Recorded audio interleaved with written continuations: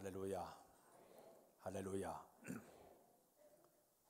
올 한 해를 시작하면서 많은 사람들은 우리의 그 삶 자체가 복되고 형통한 삶을 살기를 누구나 다 소원하면서 한 해를 우리가 맞이하고 있습니다.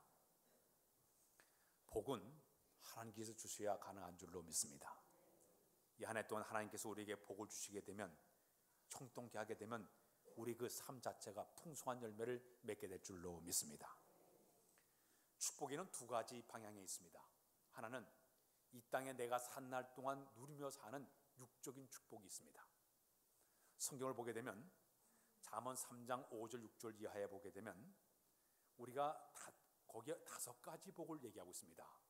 하나님의 법을 잘 지켜 행하고 그 명령을 잘 지키는 자들에게는 5가지의 복을 주게 되는데, 첫 번째 복이 장수의 복을 주겠다, 두 번째 복이 부귀의 복을 주겠다, 세 번째 복이 형통의 복을 주겠다, 네 번째 복이 건강의 복을 주겠다, 마지막의 복이 재물의 복을 주겠다고 이야기하고 있습니다. 그래서 우리가 이 땅에 살면서 성경에 나오는 잠언 3장의 축복, 장수와 부귀와 형통과 건강과 재물의 복이 우리 가운데 있을 때 육적으로 평안한 삶을 살게 될 줄로 믿습니다. 근데 두 번째 축복이 있어요. 영적인 축복을 얘기하는 곳이 어딘가 하면은 바로 저 신약으로 돌아가서 마태복음 5장에 보게 된 팔복이 있습니다. 그 팔복은 뭐냐면 하나님 백성들이 이 땅에 살면서 영적으로 누리는 하나의 축복을 얘기하고 있습니다. 어떤 사람이 영적인 복을 받는 사람이냐? 마음이 가난한 사람들이 천국에 있을 것이라 그랬습니다. 마음이 가난한 사람들이 영적인 복을 받은 사람이라. 애통하는 사람들이 하나님의 위로를 받게 되고, 온유한 사람들이 땅을 차지하게 되었고, 의에 줄이고 목마른 사람들이 마음의 기쁨과 평안을 얻게 되고, 긍휼히 여기는 사람들이 긍휼히 여김을 받게 되고, 마음이 청결한 사람들이 하나님을 보게 될 것이고, 화평케 하는 사람들이 하나님의 아들의 일컬음을 받게 되고, 의에 줄이고 목마른 사람들이 그들이 바로 천국 백성이 되는 이런 복을 주겠다고 얘기하고 있습니다. 올 한 해 동안 하나님 주신 재물의 축복, 이 땅 육의 축복과 영의 복이 엄청나게 풍성하시길 주의 이름으로 부탁드립니다. 두 번째 받을 복이 바로 형통의 복이에요. 이 형통이라는 그 말이 히브리 말로 찰레 아트라는 말을 쓰고 있습니다. 이 말의 의미는 번성한다, 성공한다, 이런 의미를 가지고 있습니다. 원래 우리나라 사람은 형통하다, 그 복이 모든 일이 막힘없이 술술 잘 풀려지는 것을 갖다 형통하다, 그렇게 얘기를 합니다.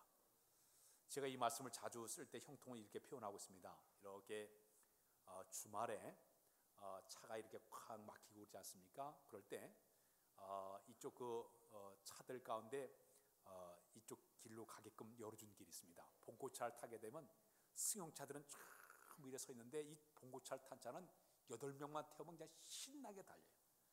옆에 보면 꽉 막혀가지고 전혀 못 가는데 이쪽 길에 있는 길은 쫙 달려가요. 형통은 뭐냐? 막히는 것 없이 뚫어지는 것이 바로 형통의 복이 되는 줄로 믿습니다. 근데 그 가운데 이 찰레 아치라는 그 말씀 가운데 형통이 바로 성공한다는 의미가 들어있어요. 모든 일을 할 때마다 성공적으로 되는 것이 주의 축복이 되는 줄로 믿습니다. 미국의 남가주 대학의 심리학 교수였던 골든이라는 박사님이 계셨습니다. 그분이 40년 동안 학생들을 이렇게 연구를 하면서 자기들의 그 후배들 가운데, 자기가 같이 있는 학생들 가운데 성공한 사람들을 학창 생활을 전부 조사를 해가지고 그들의 특징을 발표를 했습니다. 어떤 사람이 성공했는가 발표를 했는데 5가지의 특징을 가진 사람들이 대부분 성공했더라 이겁니다.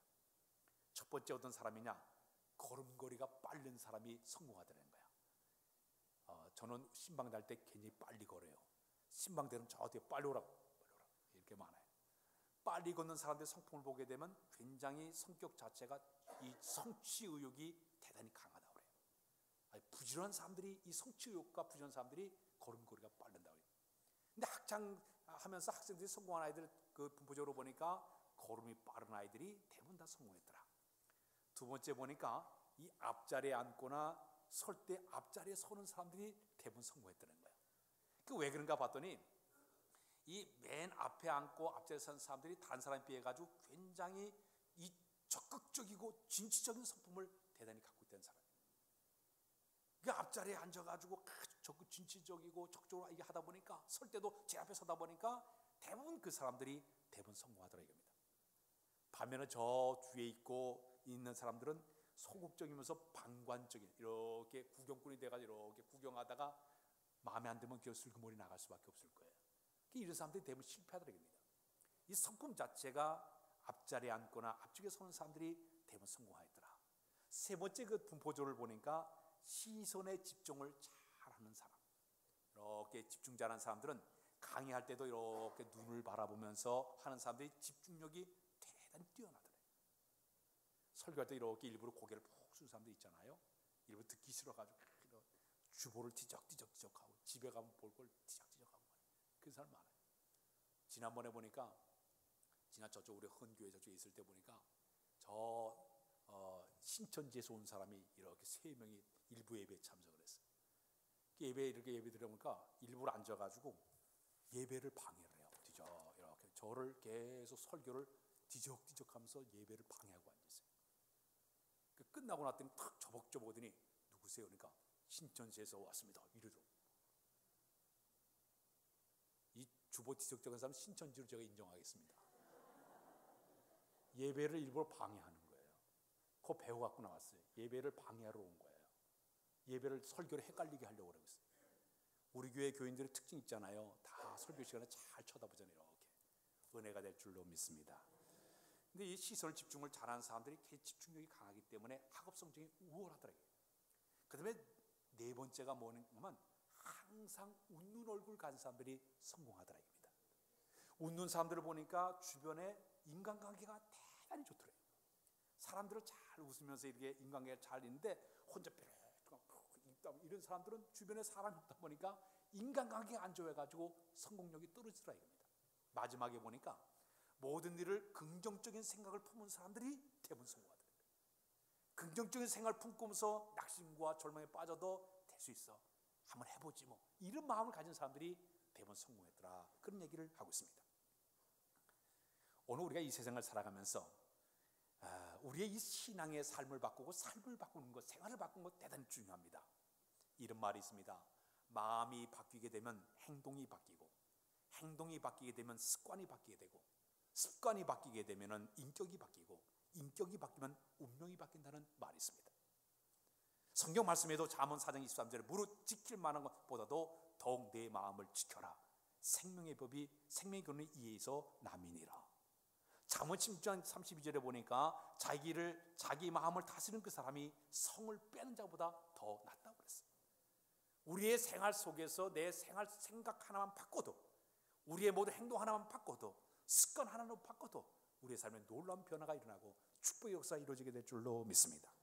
오늘 아침에 제가 설교 좀 짧게 해야 되니까, 오늘 우리가 그리스도인들이 이 땅에 이 한 해를 살아가면서 복되고 형통의 삶을 사는 비결이 하나가 있습니다. 그것은 뭐냐? 여호와를 경외하는 거예요. 따라서 여호와를 경외하자. 오늘 본문에 여호와를 경외하며 그 도에 행하는 사람이 복이 있도다. 시편 128편에 복 6가지 복을 얘기하는데 이 모든 복을 받는 비결이 하나예요. 여호와를 경외하는 사람에게는 이같이 복을 얻게 될 것이라고 했어요. 그럼 경외라는 말이 뭘까요? 경외라는 말은 히브리 말로 야라라는 말을 쓰고 있습니다. 이 야라는 이 말은 하나님을 두려워하는 마음으로, 존경하는 마음으로, 떨리는 마음으로 잘 섬기는 사람, 그 사람이 하나님께서 복되고 형통한 복을 주겠다고 약속을 주고 있습니다. 하나님의 엄청난 권위와 하나님의 거룩하신 앞에 나를 비춰볼 때 나는 아무것도 아닌 모습으로 여호와를 섬기는 것이에요. 두려워하는 마음을 가지고 하나님을 섬기는 마음, 하나님 말씀 줄 때마다 두렵고 떨리는 마음으로 그 말씀을 지키려고 애를 쓰는 그 사람에게 여호와 하나님께서 복되고 형통하도록 인도해 줄 줄로 믿습니다. 신명기를 보게 되면 하나님께 이스라엘 백성들에게 자기 거룩한 백성을 삼으신 다음에 시내산에서 그들에게 언약의 말씀을 그들에게 주었습니다. 그 언약의 말씀이 뭐냐? 마음을 다하고 뜻을 다하고 성품을 다하여 여호와를 잘 경배하고 섬기는 사람들에게는 여호와 하나님께서 복을 준다고 약속을 줬는데, 만약에 너희가 헛된 우상을 다 버리고 여호와 하나님을 예배하고 그 하나님 뜻대로 잘 섬기게 되면 내가 너에게 복주고 번성하고 번성하도록 복을 주겠다고 약속을 주었습니다. 신명기 28장에 보면 축복과 저주의 말씀이 들어있는데 축복된 사람들에게 이런 말씀을 주고 있습니다. 내가 내 하나님 여호와의 말씀을 삼가 듣고 내가 오늘 너에게 명령하는 모든 명령을 지켜 행하면 네 하나님 여호와께 너를 세계 모든 민족에 뛰어나게 만들어 주실 것이라. 네 하나님 여호와의 말씀을 청종하면 이 모든 복이 내게 임하나니 성읍에서도 복을 받고 들에서도 복을 받고 내 몸의 자녀와 내 토지의 소산과 내 짐승의 새끼와 소와 양떼와 모든 새끼가 복을 받을 것이며 내 광주리와 떡반죽까지 복을 받을 것이며 내가 들어와도 복을 받고 나가도 복을 받게 될 것이니라. 어떤 사람에게 여호와의 말씀을 무겁게 여기며 여호와를 경외하는 자들에게 이러한 복이 임하게 될 줄로 믿습니다. 구약 성경을 보게 되면 하나님께서 축복한 사람들을 다 볼 때마다 여호와를 경외하는 사람들 다 복을 받았어요. 아브라함이 하나님을 정말 높여들었어요. 여호와 하나님을 높여들이며 잘 섬겼더니 하나님께 아브라함에게 엄청난 복을 줘서 가축과 은과 금이 풍부하도록 그에게 물질의 복을 주지 않았습니다. 자기 사설 경원이 318명이 될 정도로 엄청난 부를 누렸던 사람이 바로 아브라함의 복의 축복이었습니다. 이삭이 자기 아버지의 신앙을 이어받아 여호와 하나님을 잘 섬겼더니 그가 그해 농사를 지었더니 하나님께서 그에게 복을 주사 100배나 얻게 만들었어요. 오늘 농사 지으면 100배 얻어요. 그러나 그 당시에 다 흉년이 들어 다른 사람은 다 없어졌지만 흉년으로 고통을 받았지만 하나님께서 이삭에게 가져간 복을 주시게 되니 100배나 얻는 복을 받게 된 줄로 믿습니다. 우리가 자는 욕 같은 경우도 동방나라 가운데 최고 부자가 된 이유는 여호와를 잘 경외했기 때문에 그 하나님께서 그에게 복을 주사 그 엄청난 복을 누리게 되었습니다. 이스라엘 역사나 성경 역사를 보게 되면 여호와 하나님을 경외하고 그 말씀에 순종한 자들에게는 물질에 부유한 축복과 경내를 편하게 만들어 주시고 나라가 안정된 나라가 되게 만들고 강대한 나라로 하나님께서 만들지 않았습니까? 그러나 그때 하나님을 버리고 그래 딴 길로 갈 때는 하나님께서 이웃 나라를 일으켜서 그 나라에 쳐들어와서 그들에게 고통을 주게 되고 육체적으로 고통을 주고 경제적으로 어려움을 당하게 만들고 종이 되게 만들고 노예가 되게 만들면서 고통을 주고 말았습니다. 사랑하는 여러분, 금년 하루를 살아가면서 우리가 여호와를 높여드리며 그의 거룩하심과 존귀하심과 위대하심을 높이면서 여호와를 아름답게 섬기는 분들이 다 되시기를 바랍니다. 그래 하나님께 여러분들이 놀라운 축복으로 채워줄 줄로 믿습니다. 그런데 우리 그리스도인들이 한 해 동안 살아가면서 여호와를 경외하는 방법이 8가지가 있습니다. 이 8가지만 잘 지키면 복을 받게 되어 있습니다. 그 첫 번째가 뭔지 아십니까? 주의를 잘 지켜야 되는 거예요. 이걸 성수주의라고 얘기합니다.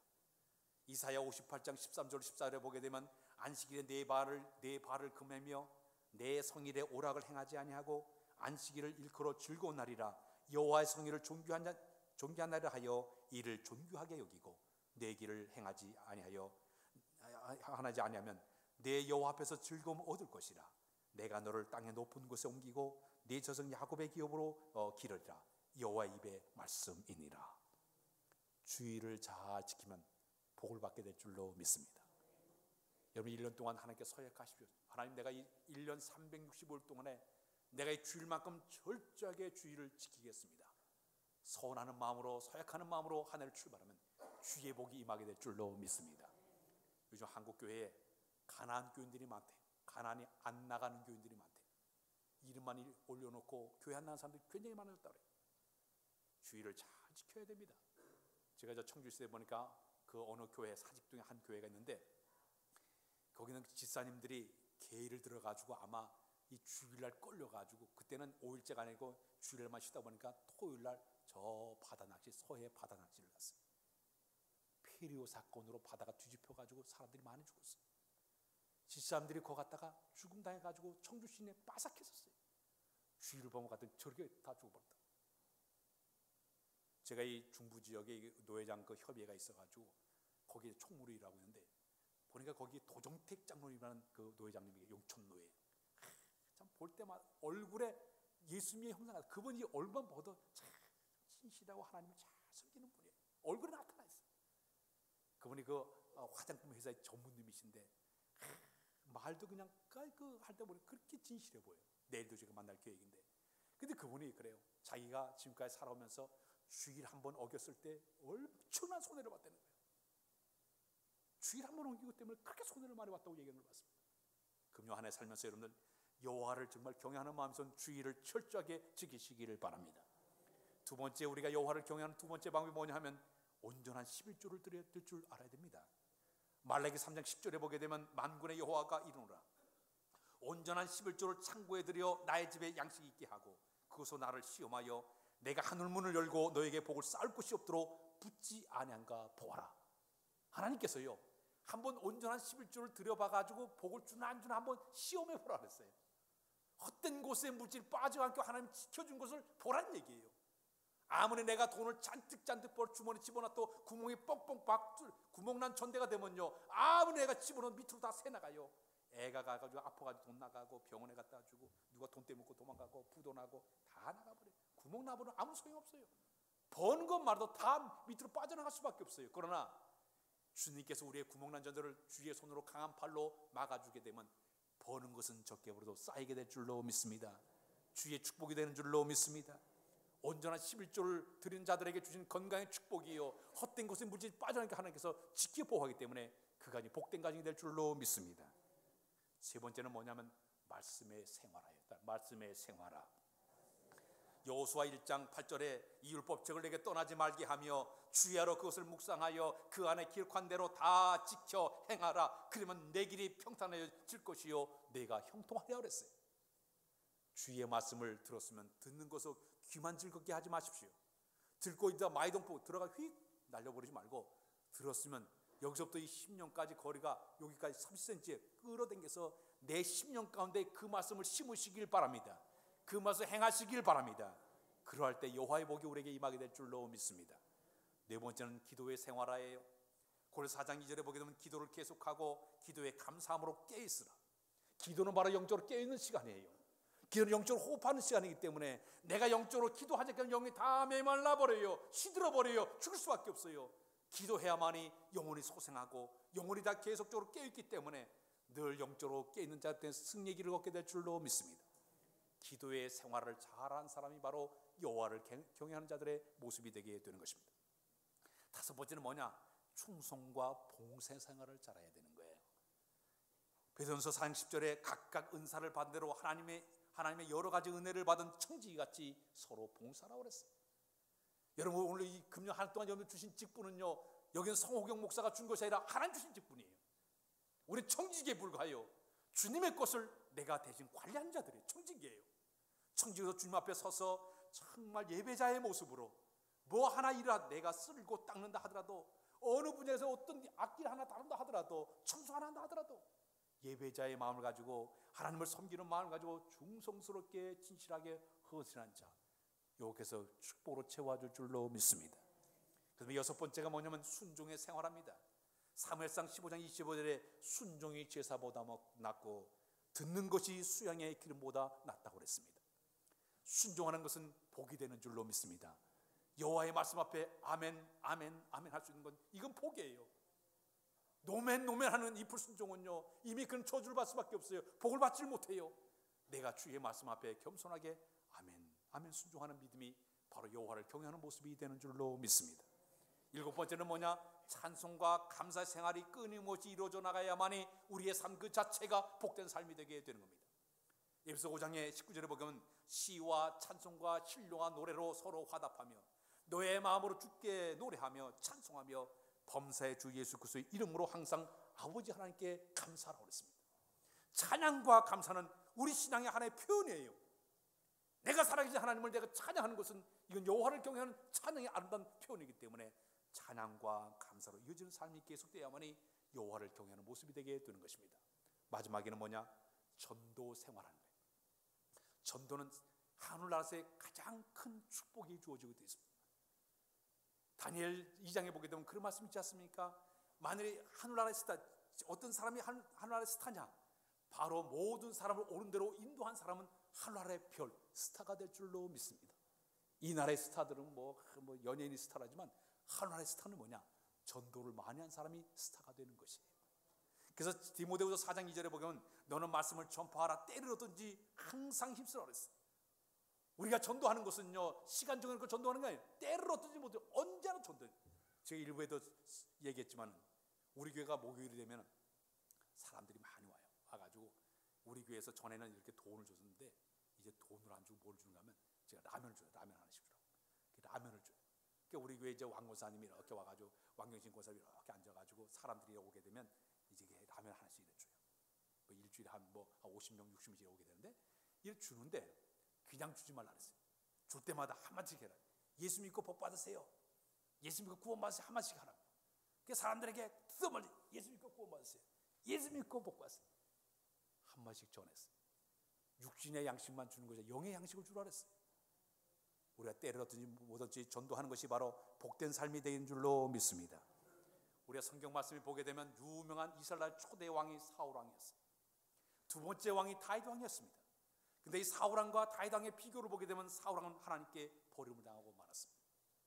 왕의 폐위를 당하고 마침내 그는 끝끝내 죽을 때 자기 스스로 목숨을 끊었던 아주 비참한 사람이 되고 말았습니다.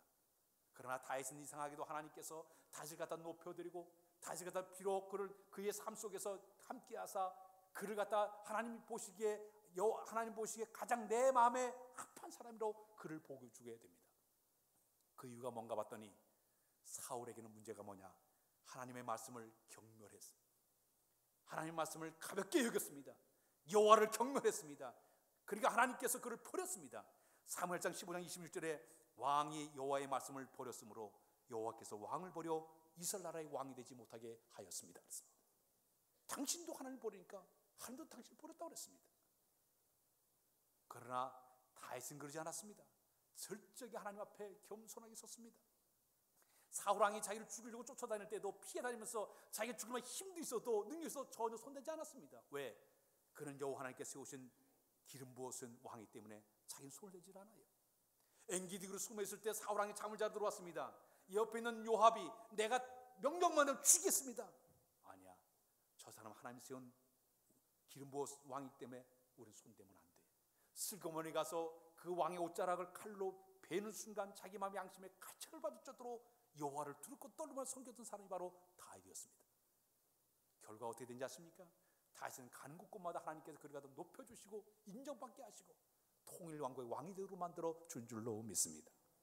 사무엘상 2장 30절에 나 여호와가 말하노니 나를 존중히 여기는 자는 내가 그를 존중히 여기고 나를 멸시한 자는 내가 그를 경멸하리라 그랬습니다. 여호와를 높여드리는 자 하나님께 놀라운 축복으로 채워줄 줄로 믿습니다.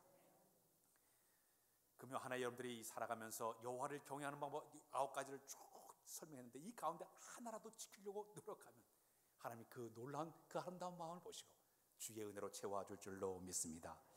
미국의 기독 실업인 가운데 국민들의 존경을 받았던 아더 마더스라는 장로님이 계십니다. 근데 이분 미국의 10대 재벌에 들어갈 정도로 엄청나게 돈을 많이 벌었어요. 한국 대학생 선교 단체에다가 $50만 보내주기도 했고, 그리고 $7억 선교 단체 재단을 설립해가지고 아주 복음을 전하고 이웃 돕는 일에 대단히 일을 잘했던 그런 분이었습니다. 어느 기자가 와가지고 질문했습니다. 당신은 이렇게 신앙과 인생의 성공 비결이 뭔지 좀 가르쳐 주십시오. 어떻게 살아왔습니까? 나는 5가지 인생을 살아왔습니다. 이걸 분명히 지켰는데 첫 번째 뭐냐? 하루의 첫 시간을 나는 기도로 시작을 했습니다. 두 번째는 나는 철저하게 주의를 지켰습니다. 세 번째 나는 온전한 12조를 하나님께 드렸습니다.